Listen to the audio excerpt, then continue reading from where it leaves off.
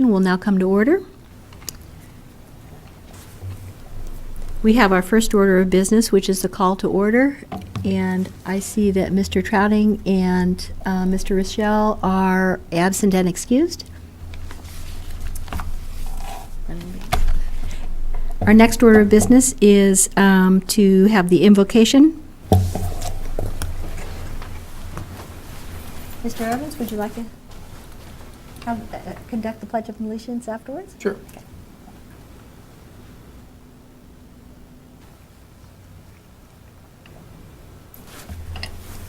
Pledge allegiance to the flag of the United States of America, to the republic for which it stands, one nation, under God, indivisible, with liberty and justice for all.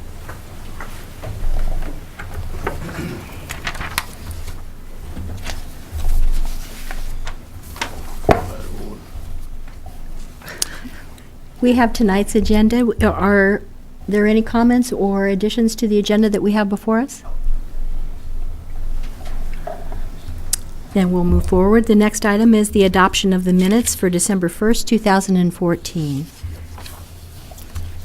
Move approval of the minutes? Second. It's been moved and seconded. All those in favor? Aye. Opposed? It's unanimous with those present and voting. Our next item of business is citizen time. Seeing none, I believe we can move forward. And our next item of business is the CIP for 2016 to 2021. Yes, ma'am. Thank you. I'm stepping in for Director Moretta. She is not able to be here tonight, but I had sent you her Parks and Recreation CIP request, and in keeping with our procedures that we bring each department to you to talk about their request, I thought that I haven't done all the editing on and changing little nuances and things of that nature, but if there was any of these that stuck out that you would like to talk about, or if you had questions on, I can either respond to Catherine and ask for an explanation and get it back to you, but we did speak before she left. We did speak about the Signal Bay Water Park copestone concrete decking, and again, that is a very urgent need. Last year, the explanation was the concrete around the pool was deteriorating very badly, and so they were she said that they had just put a material over it to try and contain it without any more further deterioration, but it is at a very critical point.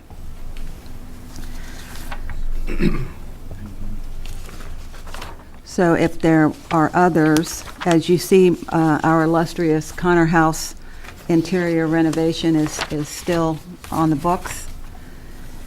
The trail system, the skate park, and then phase 2 of the Connor Costello Park.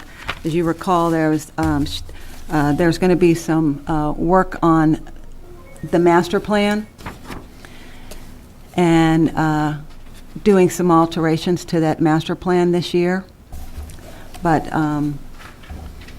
I believe she said there was going to be a master plan done for Signal Park as well, which would be very, very good. If you have any questions, again, you can either look at them, email me, or just give them to me, and I'll get them back to Catherine and then email you all for a response. Vanessa, I do have one question about the Connor House. The level of need is marked as urgent. It always has been. Yeah. That building is on the the Federal Registry for Historic Places, and there is opportunities for reuse of that building, but several years ago, before my time, they had a grant and to repair the outside, which they did, but the building is not able. You can't. All you can do is look in the window. You can't go in it at all. Okay, so But the urgency is that structurally inside it can't bear any weight? Okay. Yeah. From what I understood, some years ago there was a grant obtained, but we couldn't come up with the matching dollars, so the grant had to be given back. But so that stays in the urgent category because of the structure itself, condition of the structure. I just had one other quick question. For the Signal Bay Park, the water park, the copestone and concrete decking, is there a schedule or a time frame for accomplishing that? I know it's immediate, but do we have any immediate plans for going forward Well, ideally, before would like summer? for it to be taken care of before the season starts, but at this point, this is for the fiscal year starting in July 1. So it's on the CIP for 2015, but again, there's no money for the repair. Okay.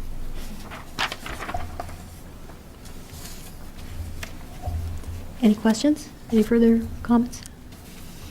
Just to clarify, so that's the only one there's a proposed expenditure for 2016 that appears, correct? Everything else seems to be later? And that's consistent with what Catherine's message was? Yes, absolutely. Okay. I don't know if you've noticed, but several projects will be able to be taken off the CIP through the Wellness Center, and all was completed. So there was quite a few. Now, because there was the Prince William County project that abutted the park, because that has been stalled, she was going to add a couple of other requests, but wasn't able to do it. And the timing didn't fit. So we're going to go with what we have.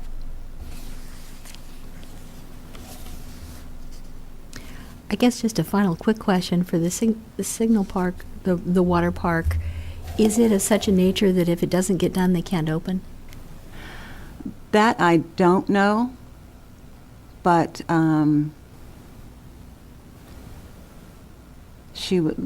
as she told me that they were able to seal it with a material last year, probably have to do that again, but let me send that to her and see if I can get a response. Okay.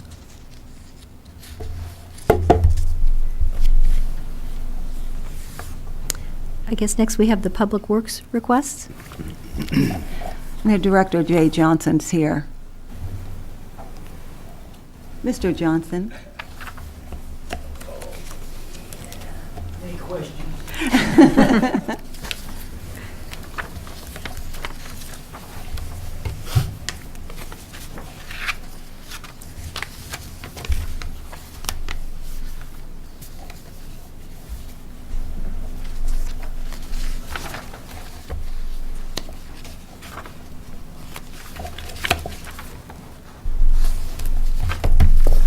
Are you serious?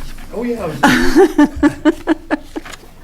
I was just wondering if you were going to give us a quick overview. I can. In fact, however you want to do it. I put mine in order. I don't know if y'all are in order. No, the enterprise fund was on top. Okay. Let's start here with page 2, capital improvements. The Denver Drive improvement. Yes. This is Denver Drive improvements. This is an ongoing project. It's, if you're familiar with the Denver Drive, we've had significant flooding in that area before. We've done some creek stabilization, but it's a potential, and this is to actually build up the road, since that's one of the main primary exits for the city on the western half. And this has been on there, and we do have VDOT matching funds for this. Slow me down anytime. The next one is actually 4, and this is the Manassas Euclid intersection project. This is ongoing. As you can see, it's pretty significant, but we do have funds for this. We're just waiting. Actually, Darren from the Berkeley group's here, but his, I guess, cohort or partner, Drew, has been working, and we're finalizing the schedules for this project and the Safe Routes project. And we'll come back with that. Number 9, this is one that I met with, I guess it's been a couple of years ago. What this is the street milling and paving, which hadn't been done in the city any significant amount. We did a little bit last year, and we've got some for this year, but what I did is I went through all the lane miles in the city and come up, if we did it in a 20-year period, we'd have to spend approximately this amount, $788,000 a year, start a annual paving contract, which we haven't done. And if you will notice, even the streets that are over in Bloom's Crossing, which was built back in about 1990, 90, 91, 92, that up like that, those streets are showing disrepair, and we've got a lot of them over here in the west part of the city. This will be coordinated also, and I'll get to it in a few minutes here, but also this will be coordinated because I have some substantial projects for water rehab, water line rehab in the city, and with sewer, and we'll have to coordinate those with the actual paving schedules. What they do is they do what's called a windshield study. They go around and rate all the streets and then prioritize them by conditions, and then we'll do that once we get we're going to have a study done for our unaccountable water, and once those two are coordinated, then we'll match them up so we're not paving a street to tear it back up and put a new water line in. So,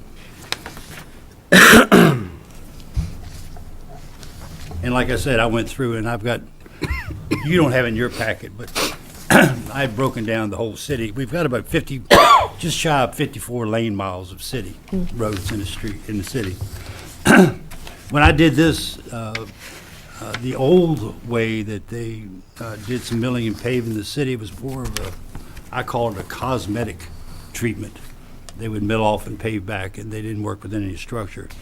The dollars I have in here have structures to take care of a lot of our problems. A majority of our problems, our main settling problems. And also, it's just to let you know that, there again, it's not in yours, it's in mine.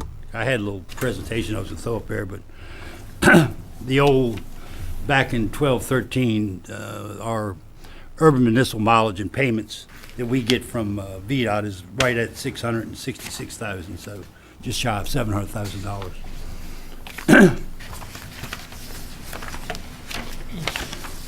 Sidewalks, that's another thing in the city. Just to give you a little history, years ago we had what they would call rehab programs, where every year they would pick a street or a group of streets and replace curb, replace sidewalk, any drainage, and repair the roads. And that stopped with the economy. That will be starting back up again with different phases. Are we going to be adding any sidewalks? I heard we had a grant that for sidewalk going to the high school. We're getting there. Okay, We're getting okay. there. I just, If I get out of order, I'll get all confused. okay, no I'm problem. old. No. This is actually page 17. This has been on there. It's for a Public Works Operational Center. Yes, all these buildings, including this building, need to be replaced, but that's in the far future. I mean, we have more, to my opinion, we have more important things. A placeholder. Huh? Just a placeholder. Placeholder, yes, that's a good word, placeholder. I mean, same thing here, we have it on here in case someone does develop over here as a parking structure for the downtown. There again, that's another placeholder. With the parking garage, there's a pedestrian bridge, the VRE. That's another placeholder. Jay, when I'm looking at the page here, it does say that the project was submitted to MVTA for funding consideration for the pedestrian bridge at the VRE station. Oh. Yes, that was last year. Okay. And it was not selected. Okay. And when you get your full set of this, that will be noted. Okay. Okay, sidewalk on Euclid Avenue. Yep. We are here. There again, this is better known or people as Safe Routes program. We do have funding for it. And there again, we're in the process, working with the Berkeley group to finalize the schedule for both these projects, for the intersection and for this project. And as soon as we finalize it, we actually have a conference call with VDOT tomorrow morning at 9:30 on part of it, but we will get back to y'all and let y'all know what the schedule is on these projects. This is a Connor Drive extension. I don't know if y'all are familiar with it. It's going out towards 28. We do have funding in place for that, and that's to make it a through. Right now, it's been barricaded off for a number of years. Give another out to Route 28.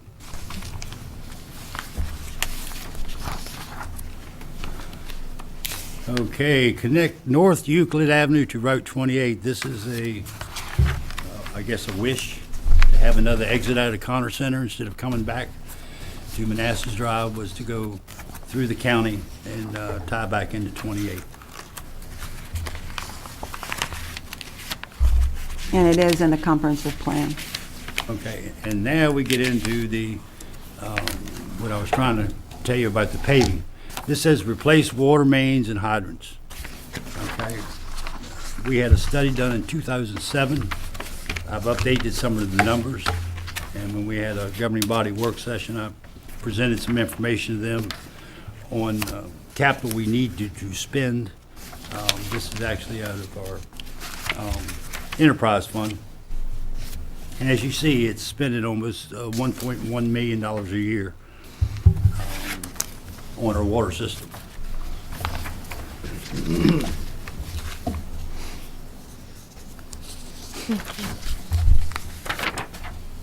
And just to let you know, there's the near-term improvements is about $6 million for this.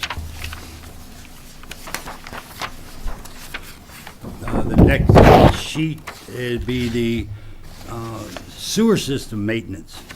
There again, this is for I&I. There again, this is based on a study and updated to the numbers of today, and that ranges about $813,000 a year, which would be coming out of the enterprise fund. Since the 2007 study, we've done very little, and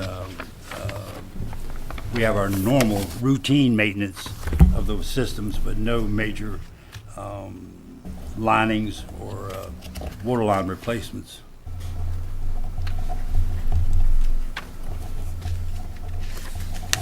Okay. The water tank inspection, that's just a basic thing we have to do every year. And then it becomes painting if it's necessary, or cleaning. And this is just a pure water system maintenance, and that's what we do by Public Works people, and that's just keeping the system in the state it is right now, just operational. We have our sewer pump stations, and then we have our water pump station at Joshua and our tanks. Stormwater maintenance channels and ponds. There again, The city is, over the years, taking over responsibility for numerous ponds, the majority of them in Bloom's Crossing now. And so this is just for maintenance of those ponds. That's all I have. Thank you, sir. Can I ask you a quick question? You can ask me anything you want to. Oh, thank you. I think there was a project in there for signal connectivity. Okay, along- there was. Yeah, okay. Okay. What we have done with my, Number 5. huh? Number 5. Yeah, well, that's, I took it out, we're done. Oh, What we've done is, we had prices in there, and a lot of the dollars we had in there was doing it outsourcing. And with the help of the IT department and Mr. Leeper over here, we've got all the intersections interconnected except for Polk Drive right now. And we have, you don't have that program on here, do you? This is interesting. It's, I mean, I've got it on my laptop. What we've got is now, and then we can utilize the existing cameras that are there, and then we can monitor. We can monitor all the intersections, which we never were able to do before. And they're live. I can sit at my house and watch the intersections.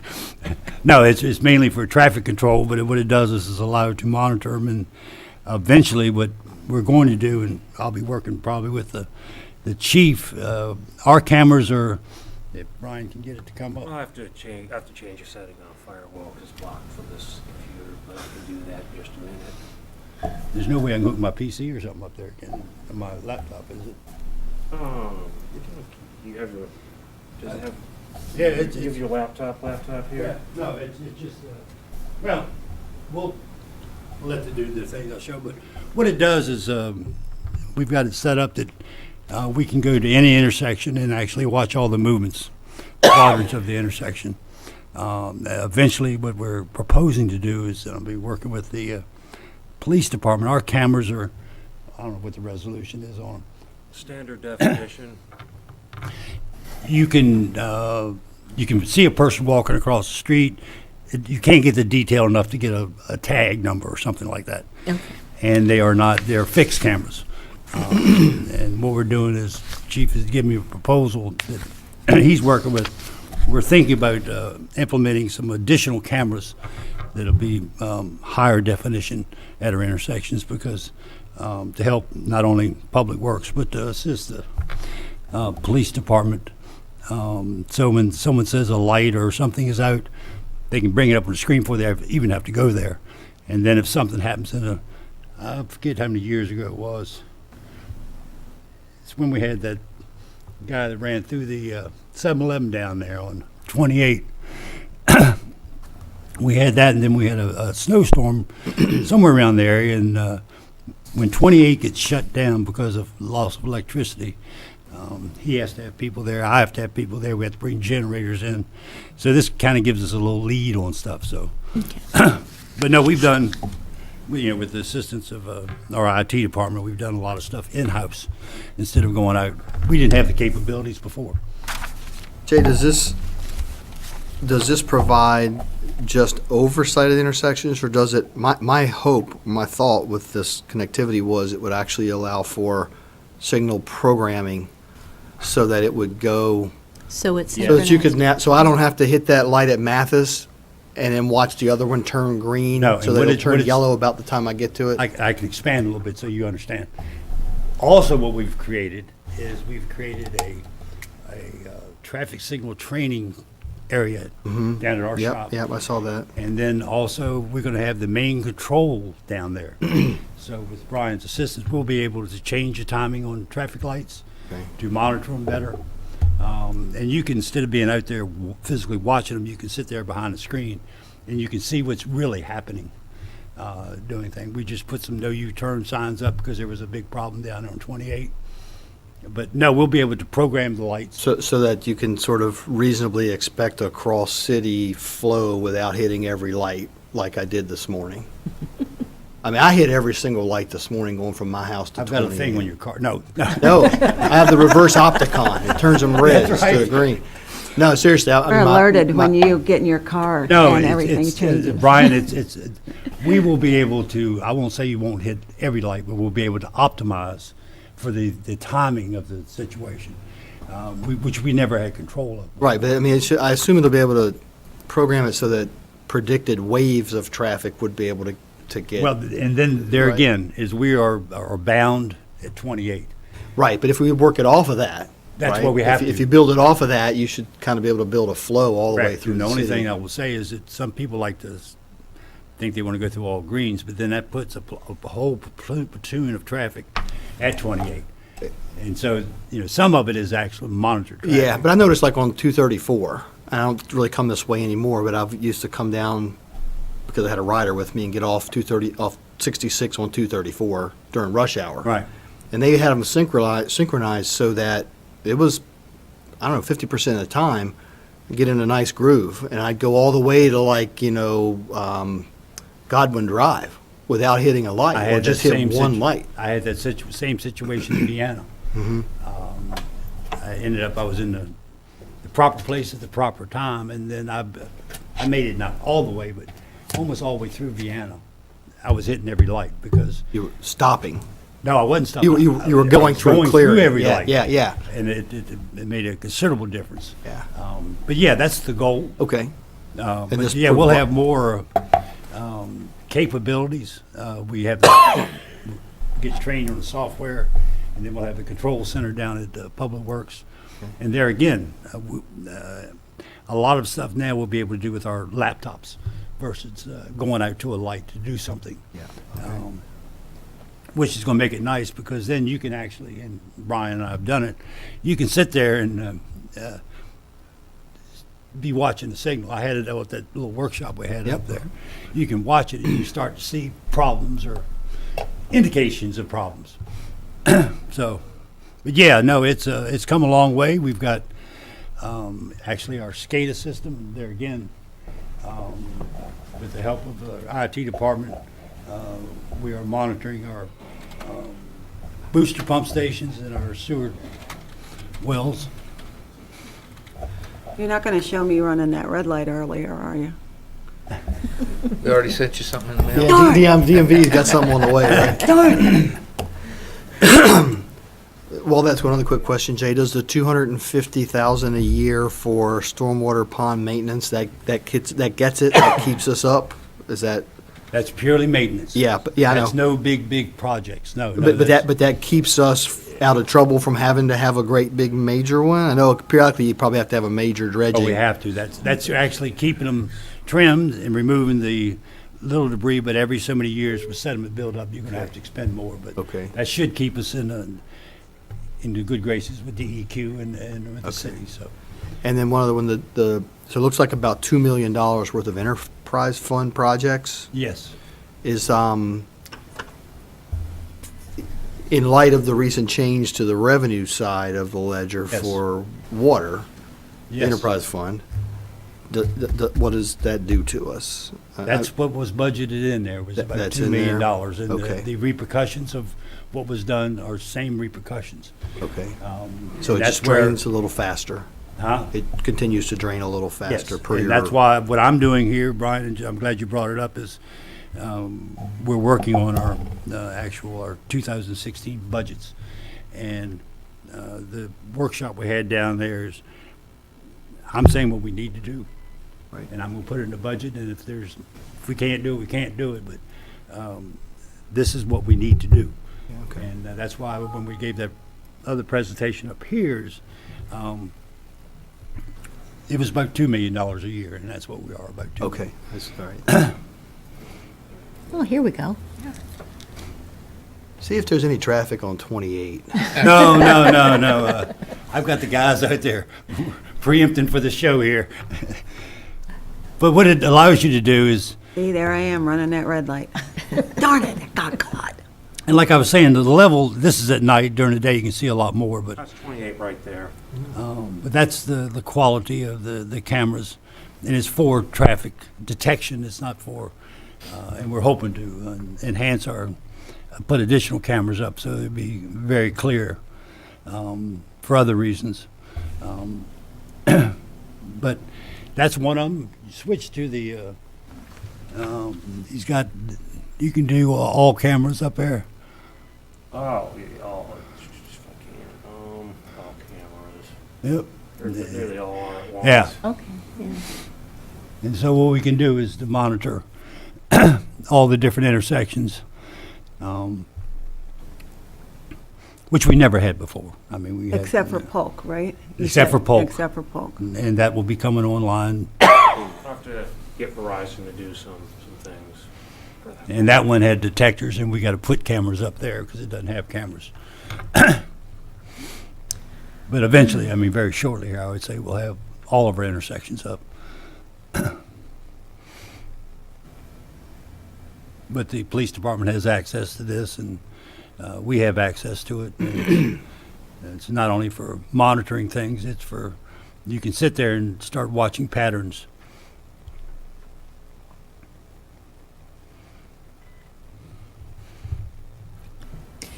Jay, let me just circle back real quick. So this project, the Manassas Drive signal connectivity, did you say that you removed that? Is that right? Yes, because we've got it all Because we done have this except enhancement the now bulk. that, Yes. that pretty much supersedes that. Yes. Okay. So when we see our final selection, this Right. will not be part of it? Right. Right, and I've already Okay. taken it out, that's why I didn't Okay. say anything on there. Well, I'm glad I mentioned it. This is wonderful, so. It's interesting, it's, I have a couple of different monitors. I have one I got from police station, I will keep on the right side of my office, and I generally have this on there. It's not only for me, I can, just like with the snow event we're getting, you can see if there's any problems at the intersections, and see if my guys have cleared the intersections. Yeah, it's a good tool, and hopefully if we get enhanced cameras, it'll be a whole lot better. Wonderful. That's just Thank you very terrific. much, Mr. Bry. Mr. Can do it all. While you were out here, Brian Polk had asked some questions about us being able to manipulate our traffic signals and stuff. I was talking a little bit about how we're getting it set up down the shop to have our We have, major control center. what we have to do now is we have to upgrade 5 controllers. And then once that's done, we have the controllers. 2 of them are programmed and ready to go. We're just waiting for a nice day to switch them out, which I guess won't happen anytime soon. We get a string of 60-degree days. Yeah. Happen.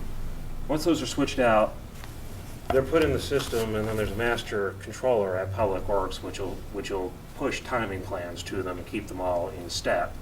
So once a timing plan has been developed, and that's something that my understanding is the the vendor, RGA Traffic, who is the Siemens Eagle Traffic Controls distributor, that's something that they can do.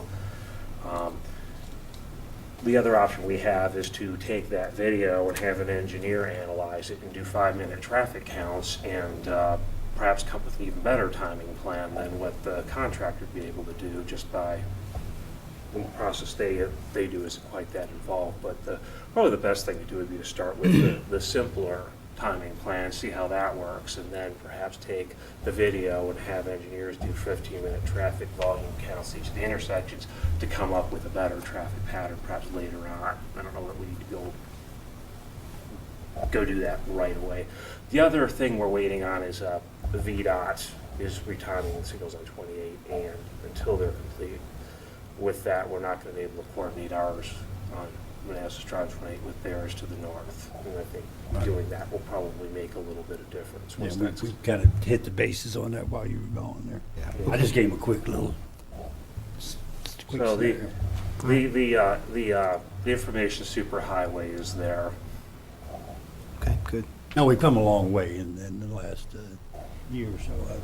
And we've still got, as part of the original Manassas Drive improvements, we've got some training that RGA is supposed to give my guys, which we just got to schedule the timing there, so we can have more people that can actually maintain the traffic lights. And the information superhighway is wide enough, and there's no bridge at Fairfax, it's gonna bottleneck it or anything. Well, it's actually, it's actually copper. We decided not to use fiber due to limited distance of the signals and the fact that copper is a little easier to work with than fiber, so. Okay, thank you. That's where we are. Thank you. Any further questions?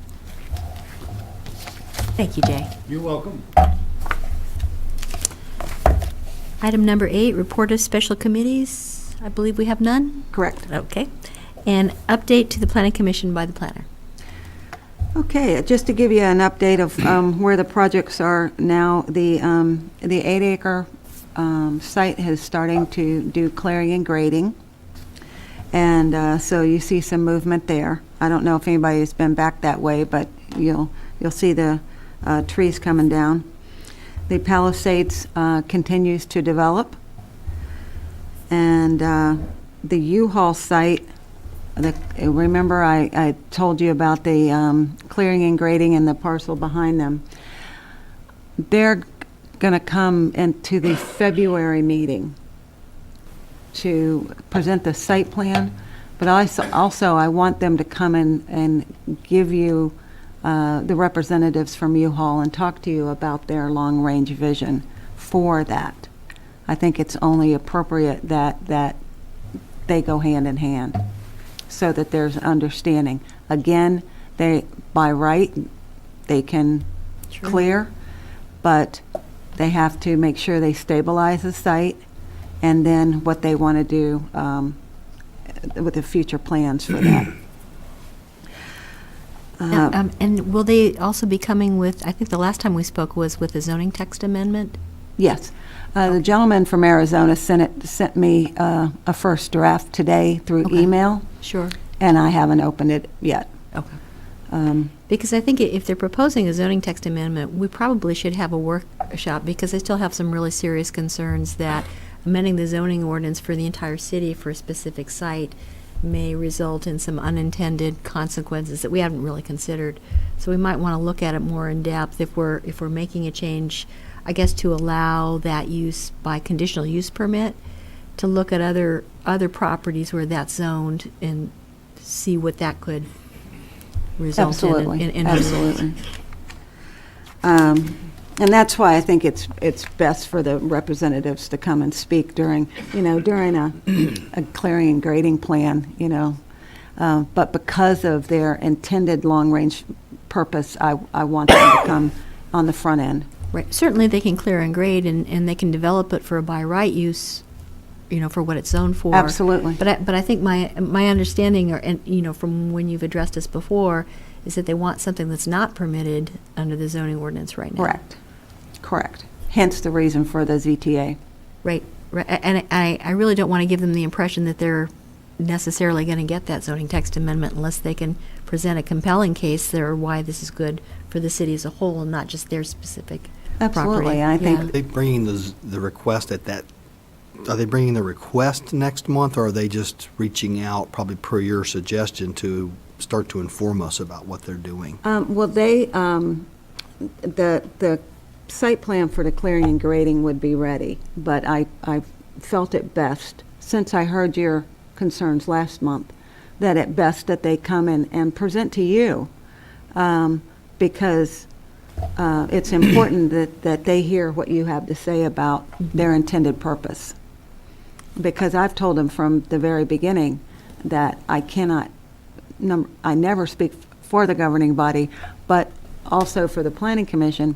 I don't want them to think that this is a slam dunk, that there's a process that has to be achieved. But even given that, nothing's guaranteed. Mm-hmm. Right. And they're aware of our comprehensive plan and the types of the desirable development. They're obviously aware of their by right uses, but they're aware of our intended development. Oh, I've told them from the very beginning that the zoning ordinance now does not lend itself to what they want to do. So they have to, and I've had a lot of talks with the representatives from Arizona through the years about what our vision for that Four Corners area is. Okay. Let me ask just a quick question. Is there a reason, is there not another zoning district that they could apply for a rezoning to? I mean, the zoning text amendment completely precludes the idea of proffers. Is it that they can't apply for a rezoning to a zoning district that will allow what they want to do? Well, they would it would have to be a industrial use presently, and that's not appropriate for that parcel. So that's the only zoning district that would permit what they want to do? Mm-hmm.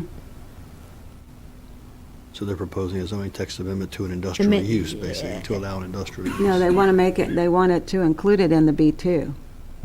Right, to But allow why the would we want industrial that? use. Yeah, I mean, why would we want that? Why would we want to start For to every drag B2 industrial district in into the city, just to cater to one lot is, well, although, I know I've expressed I guess these we gotta concerns hear it, before. right? Yeah, we gotta hear it from them. It Let would be them- great let to them have them provide. come next week, because I'll I let think we them do know. need to establish a dialogue with them to And I'll let them them know know what that- our concerns are, and that we would certainly convey those concerns to the governing body as well. Well, and that's the reason I want them to come before you, so that they can hear what you have to Yeah, say. I think that's a great idea. Thank you. Wonderful. Dominion Crossing in Belmont Reserve, as you know, is building as quickly as they can.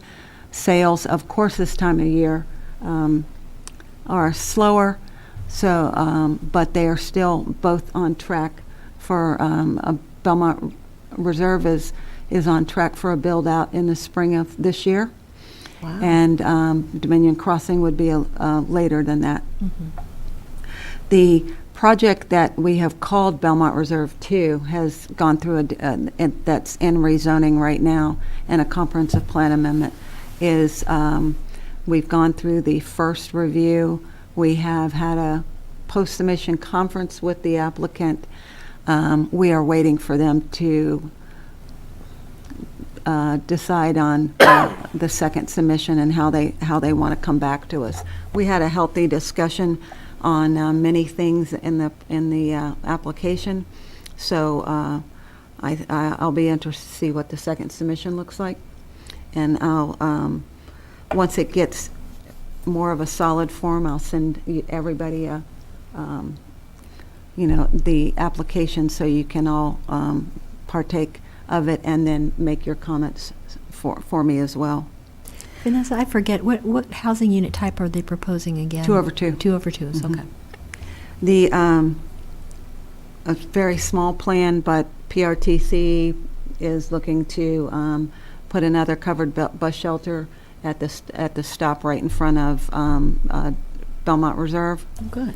So very happy to see. I wish I had a whole bunch of umbrellas in the car, because I feel so bad when I see people standing at a bus stop and they, and it's just, I'm so happy to see that we're getting covered bus shelters. That's important. Prince William County is still having the Caden Ridge development. I don't know if you remember last month I told you that it was deferred to a date uncertain. They resubmitted and dropped their density. I have not picked up the phone and started that dialogue again with the developer. We'll see how that goes. And then the Richmond Station project that goes out to behind the Walmart.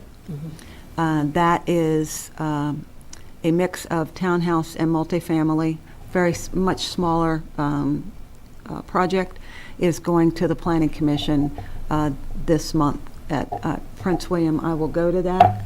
I won't speak, of course, but I will go and then report back to you what they've done there.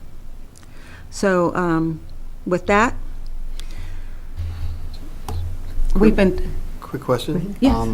Signage on 28, city signage on 28, Yes, entryway, is curious yes. where that stands. We have, that has stalled. Last, Mr. Banks was going to come back and work with us on font. But I haven't heard from him, so I'll have to reach out to him and see if we can get that conversation started again. Okay, because we're going on Yes. a year or so? Yes. Yeah. All right. Yes, Thank you. Let me know if you need me to make a call as well. thank you. Any other questions? No. Okay, I met a group, a couple of gentlemen that have formed a Berkeley group, and what they have worked in the public and private sectors, and they have gone into business for themselves, and they go around and assist communities such as ourselves. I met them first over at City of Manassas. They are working with City of Manassas, updating their zoning ordinance. So I went to, I talked with Kim, and she has experience with this same group when she was in Dumfries. And so we have been able to bring them on. And the first task that we had given them from the planning and zoning was the parking and loading regulations. Mr. Coffey has started, he's looked at our comprehensive plan and our zoning ordinance, and he's got some initial thoughts, but I wanted him to come tonight and talk to you and listen to what you have to say and what your experiences are with the parking. And so with that, I'd like to introduce Darren Coffey to you. Thank you, Vanessa. Appreciate the opportunity to be here. I'm Darren Coffey with the Berkeley Group, and we are local government consultants. I've spent 20 years helping localities out, and probably got another, 20 more. So I don't have anything fancy like live traffic signals at intersections. That was pretty cool, I gotta say. But what I did do is prepared a little presentation, the point of which is to just kind of get the juices flowing, because I'm really here to listen and not so much talk or give you what my ideas are. I do what I do based on the input I receive from staff as well as appointed and elected officials, combined with other things. So without further ado, I'm just going to kind of dive into this. I'm sort of a long-range planner by nature. That's how I think. So anytime I go in to amend an ordinance or do anything with regard to current development, what are the rules going to be? What's the law going to be? I turn to the comprehensive plan. And I say, all right, well, let's make sure that what we're doing is consistent with the comp plan and ideally furthers the vision and goals that are set forth in the comprehensive plan. So I think the commission has in front of you about a page, which was the research that I did on the land use chapter to do that. And I just share in the presentation a couple of items that kind of jumped out. First of all is anything we do, whether it's with one section or the entire zoning ordinance, is we want it to further the vision of the comprehensive plan. What has the community said with regard to parking, if anything, that they want to see happen? And they do talk about an efficient transportation and parking system in the comprehensive plan. So if you're having over parking with certain developments or under parking with certain developments, that's certainly an indication that you don't have an efficient parking system. So we want to be able to address that. Ensure that your parking solutions enhance the character and efficiency of commercial areas. So again, in one locality I worked for, I had Walmart asking me if they could get a waiver to the parking requirements. That would be a pretty good sign that your ordinance maybe needs to be tweaked and that you're requiring too much parking if Walmart is asking for a reduction in parking. So again, that's not really enhancing the character. So I said, sure, we can discuss that. We need a sidewalk and we need some enhanced landscaping, and I think we can work that out with you. Support parking solutions that encourage the use of mass and pedestrian transit. So certainly you have a mass transit system in the city, which most communities aren't blessed with, but it creates challenges as well. So, I had a question on if you want them now or if you want to save them. you know, I can run through this and we can go back through. I'm here all night. That's fine. Go ahead. That's not a threat. That's hold that thought. And this is a very short presentation. All right. And then my plan is to go back and let it prompt our conversation. So sort of my thought process in doing this, it's a pretty small scale project. It's just looking at one section of the ordinance. So what I do is evaluate and implement or recommend what I feel best practices are based on the research that I've done, incorporate clear development standards, and then organize this particular section in a logical and user-friendly manner. So just to expand on that, what is best practices? What is it? Well, it's not magic. This is actually what I've referenced and what I've looked at to date. I'm certainly open to looking at other communities that you feel have a very good handle on how they deal with parking.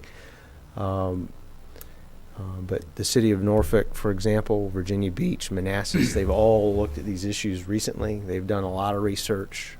In the first two cases, they have a lot of staff that spent time on it.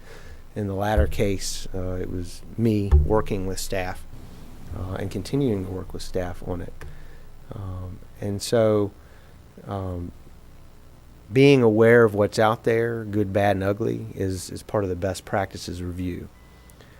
Incorporate clear standards. One of the things that you see when you start looking at different localities, one size does not fit all. Everybody kind of does it differently. I mean, some communities cut and paste, cut and paste, cut and paste, but really people do it the way they do it, and it can vary considerably. And one thing we don't do is cut and paste. This has got to be what suits Manassas Park. Why are there parking standards? If you look in the parking ordinance right now, it just dives right in and says, thou shalt do this. And so, these requirements are intended to ensure an efficient transportation and parking system by establishing standards for off-street parking and commercial loading areas. I think that's what we're intending to do here. And that language is mine, but it's not mine. It's based on what the comprehensive plan says. But to have that in the zoning ordinance right up front kind of gives it a little context that, hey, this is why thou shalt, is to do this. That also helps if you, for whatever reason, end up talking in court over an issue to be able to say, this is why our standards are what they are to do this. One of the ways to think about this is what is working well. And that's really hard to do because if it's working well, you probably aren't thinking about it a lot. It may be more of a technical issue for staff, but certainly I don't want to go monkeying with parking standards that aren't presenting issues. If it works, if it ain't broke, don't fix it. What are the eyesores? What are the largest issues that really need to be addressed? Because the other thing I don't want to do is miss something that needs to be addressed now. And don't forget about loading. This isn't all about parking. Don't forget about the loading issues. The zoning ordinance prescribes one size of a loading area. And in that case, apparently one size fits all, and it's not that big of a loading area. So, have there been issues with certain business types? If so, what? Is there not enough space? Is the space not big enough? Whatever.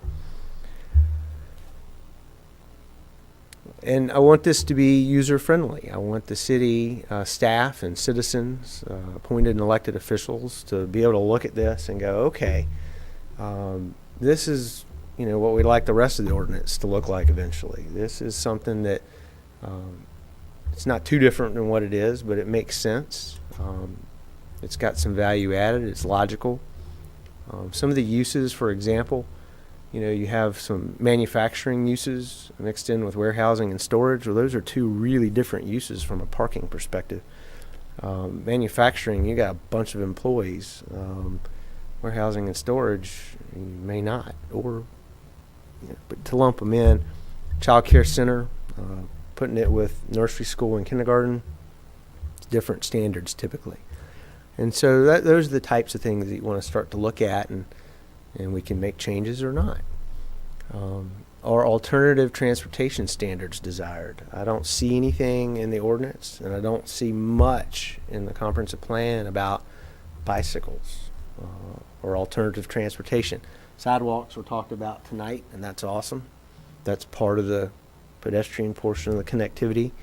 But do you want to require bicycle parking, bicycle racks, and other bike-related amenities, or encourage them in certain districts and in certain areas where you want to encourage walkability? But probably, the industrial park wouldn't necessarily make sense to require that. But it might. You never know. And then, picture's worth 1,000 words, and some ordinances like to show illustrations that, with the disclaimer that it's just a picture, the text is what rules. But do you want to throw any pictures in there to demonstrate concepts that maybe it's questions that you've been you constantly have this question, what do you mean by this? Well, let's show you what we mean. Here it is. Page whatever, here it is.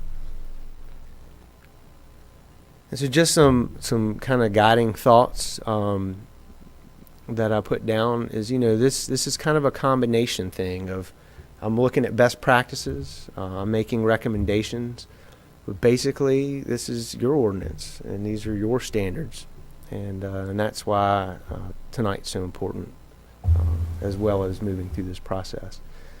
And there aren't any real right or wrong answers, and maybe that's kind of disappointing that I'm not going to show up and say, it's 2, the answer's 2, But you may have some areas that I look at and go, oh boy, y'all really need to require more here, or you really need to require less here. And I'll let you know that. And again, communities they're all unique, and there's a lot of variability. Which is why I like to lean on best practices research and not, what does Manassas do? Well, what does Fairfax do? What does Falls Church do? Well, what does Arlington do? Well, geez, they do it differently. What do you want to do based on what's working and not working? What's right for the city? And that is that. So we can go back to the comp plan and start with Mr. Polk's question. Yeah, first, thank you for the briefing and for being here with us. I think, so this comes out of, we've had a few requests that we reviewed in terms of plans that sort of yielded waiver requests that necessitated this. And I wanted, the reason I responded at the time you were going through this is use an example of Walmart asking a question which might trigger, maybe the regs need to be looked at. So all the development I can recall in our city, help me remember the last commercial development, I don't. It's all been residential. And maybe it's just the skeptic in me, but when they come asking for a change for parking, it's usually because they want the real estate to put more housing. Parking be damned, because they're not going to be around when the parking crisis hits. And so maybe it's a rhetorical question, but I was going to ask, how do we kind of separate or build something that really shields us against that, so we can say, no, we've got the right regs in place for what you're trying to build? And the list of what they're trying to build is pretty short. It's townhouses stacked 2 over 2, condos, and I think the list stops right there. And so I guess I feel like there is maybe not quite a one size fits all, but I feel like, I guess I'm asking the question, can we get to something that should be a pretty standard use, and we should be able to say, no, we're not going to waive those extra 2 spots. No, everybody is not yet driving Segways and Priuses. We need really to have some space for some Ford F-250s in there, because they're showing up. Absolutely. Those are the types of nuances that I need to know about. Staff needs to, talk to me about. I try to go into these things with as much of a blank slate as I can, in terms of I want to hear what is working and not working, because those nuances are important. A commercial development is not going to underpark itself, or it can't exist. A residential developer has a different driver. They want to maximize bedrooms, and they really aren't that concerned about cars. And if they're in a higher density walkable area, they may not need to be as concerned about cars. So where is the city having issues with underparking, real underparking that's occurring? Like there's just not enough parking that's supplied, or the spaces are too small and it's not feasible. And then where are you getting waiver requests where it seems like they just need to adhere to standard? You know, why have a waiver process? You know, do you want a waiver process? The point of this evaluation is to say, here's the best practices, here's what the consultant said, here's what our input has been as a commission. Now governing body, you know, do your thing, agree with it or don't agree with it. And then you can say, hey, we've just reviewed this. There's no waiver, there's no what, it is what it is, provide it or don't provide it. It's either by right or it's rezoning, but this is what the comp plan says, this is what the regulations say, do it. And that's the value of it. And if you're, you know, the more out of date your ordinance is or your comp plan is, the harder it is to do that. And so moving forward, I think you'll have a much higher level of comfort to basically say no. All right, thank you. I've got a quick question. I guess one of my concerns is if we're looking at parking regulations, are we also looking at some of the rebound effects to, say, open space? I get a little bit concerned if we're going to be increasing parking ratios, and I don't want that to result in a decrease in open space on the site, or an increase of impervious surface, and now we're getting stormwater management issues that we kind of didn't want before. I know that like in a lot of developments, there's kind of a sweet spot of where your parking requirement is and where your open space is that kind of strikes a balance. And then I've heard kind of just in offline discussions, here and there's some concerns also with, do we count garage spaces? Because in point of fact, I mean, I've got a 2-car garage. I can only park 1 car in there because the rest of it's full of junk, and that's a very common occurrence.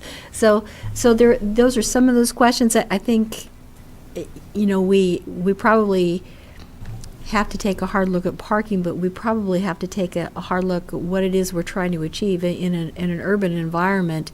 There probably isn't a lot of parking, and people kind of know and accept that. And I think probably what our discomfort is do we want that urban environment, or do we want kind of a parking regulation? Do we want a hybrid, basically, between kind of an urban and a suburban environment? Or did we divide up the parking spaces or the parking regulations between our downtown, development district and our suburban districts? Maybe we just don't go by unit type. Maybe we go by our planning overlay districts. And that drives the parking, for what it's worth. That's Yes, and that is part of what I'm going to look at for sure. It goes back to that one size does not fit all. Parking isn't parking necessarily. Right. That's why you have certain standards for industrial versus commercial versus residential, but residential where versus, near the VRE station. right. And allowing for some flexibility there, I think, is important. The other thing I picked up on is I don't know that we're increasing the parking ratios. I don't know that we're doing that. I think in some categories we probably will recommend that, but in some categories we'll recommend reducing it. And your open space requirements are what they are.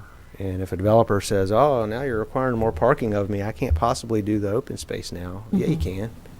And you will, or you won't do the development. Right. It How about drives, that? yeah, or it maybe know? drives a harder look at the design. Right. Exactly. And if the open space standards need to be tweaked or strengthened or relaxed in certain situations, provide for pervious parking, for example, and we can maybe address that in the parking section and say that if you do pervious, then whatever. So I think we can strike that balance. But again, before I draft something for review, I want a better sense of what that balance is. But good points.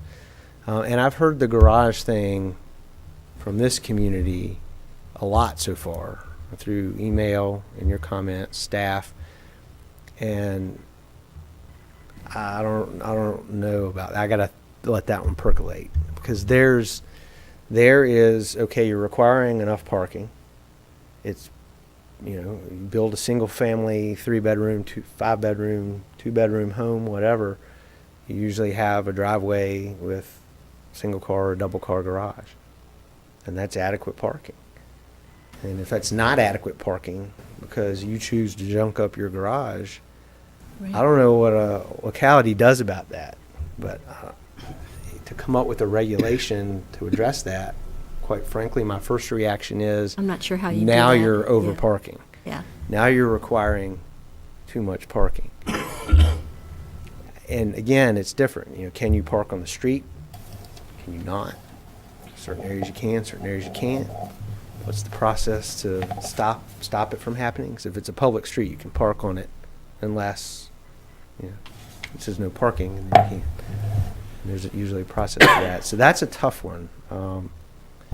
That's one of those perception versus realities, or Right. reality versus reality that I don't know how you address. I think in our parking ordinance, the single family is really not an issue. It's Right. more the multifamily where we're having some issue. And townhomes, too. I mean. Well, yeah, that's classified as.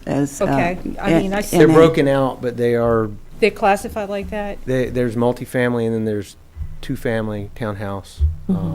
Single-family attached is also in some areas deemed multifamily as well. Okay. So there's apartments, condos, and 2-over-2s, which are condos, and then also townhomes.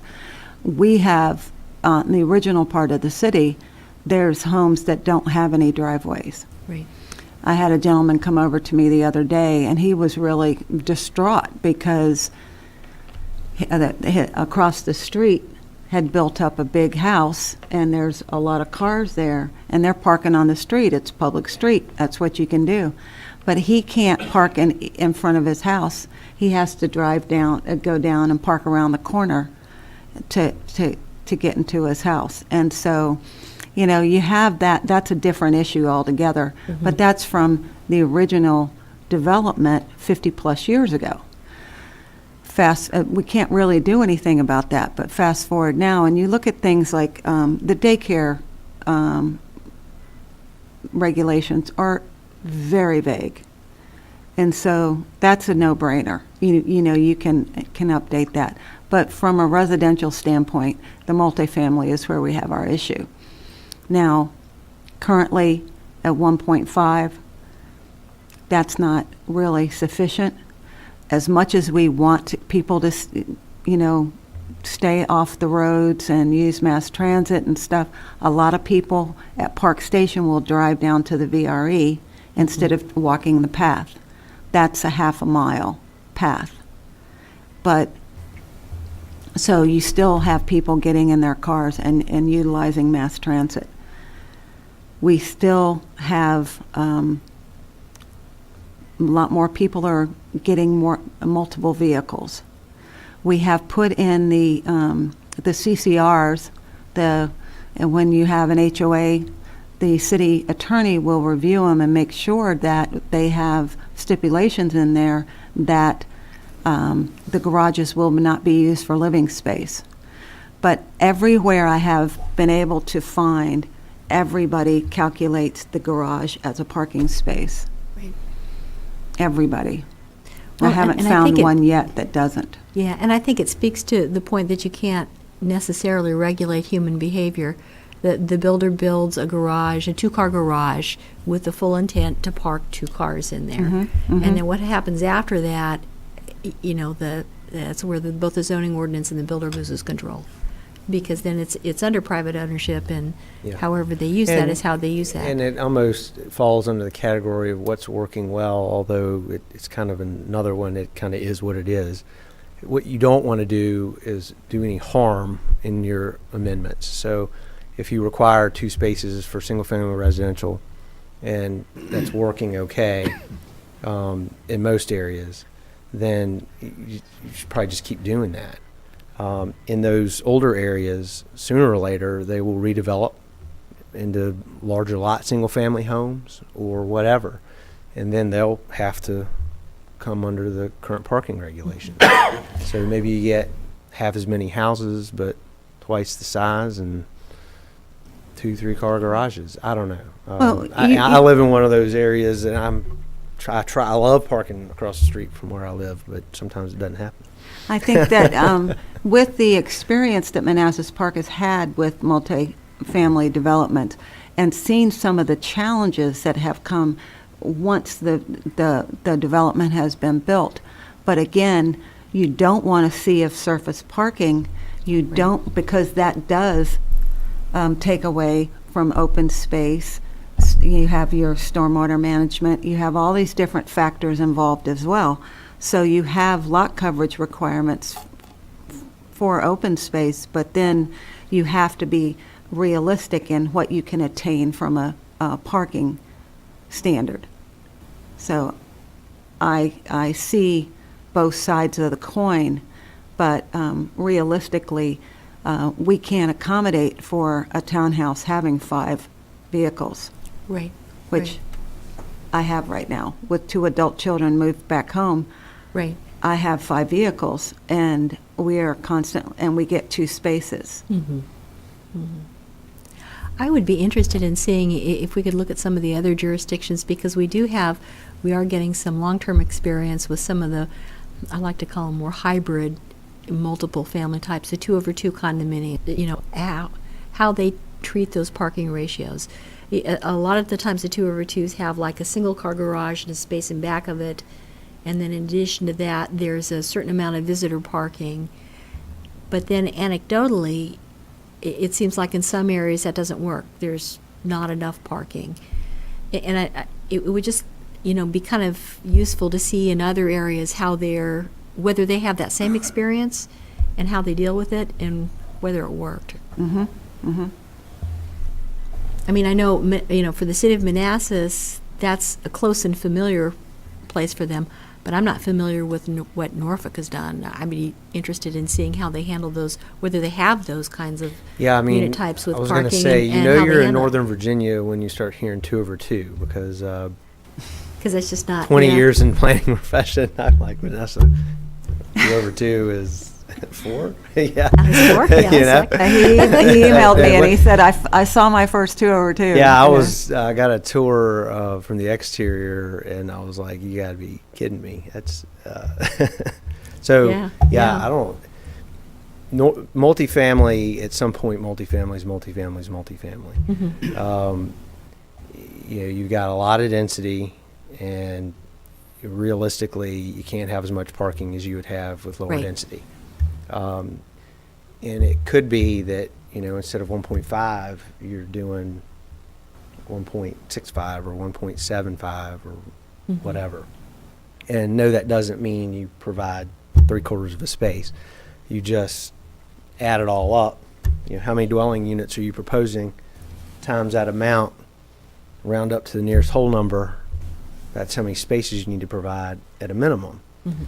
And then they fuss and da-da-da-da-da, but they provide it, and then you still don't have enough parking, which is okay, maybe, if it's not a severe problem, or if you're near a VRE station, or if you're with but the further out you go, or it's only multifamily or whatever, you want to be realistic about that. And that's where maybe differentiating between this area and these areas makes a little sense. Mhm. Because you could have a higher parking ratio maybe here, but not so much here. Or have an ability to get a waiver or discuss it here, but not here. So those are the types of things that it's not huge things. And unfortunately, it's not rocket science, but they're important things. And they can make the difference between an ordinance that doesn't work real well and one that works fine. So those are great, and with 2/2, I will look into that. I think and if that's you have any one of our pinch suggestions of points, specific actually, yeah. communities, I'll look at that community as well. Probably I can pick a Northern Virginia community, but Yeah. but they don't all have up-to-date parking regulations. That's true, yeah. We don't have an awful lot of land that's left that hasn't been developed. And I think the sites that we're looking at are fairly close to the train station, but we're still getting feedback where people are uncomfortable with the way they're parked. And I think that's what we're, And That's what also we're for dealing- yeah. redevelopment, because Correct, yeah. we are ripe for redevelopment in some areas, and so. correct, even especially in though- the older areas where no parking at all was provided on site, say for a single-family, dwelling. If somebody consolidates lots and comes in with a different development, then we'd have to take a completely fresh look at it. Yeah, so we, and knowing that the raw land is at a minimum right now, but still redevelopment, this will help us tremendously. And to the best of my knowledge, the other Northern Virginia communities that I've worked in, and I'll double check this, but multifamily is multifamily is multifamily. So whether you call it 2/2 or 3/3 or an apartment complex, now you do see differentiation between single-family townhouses.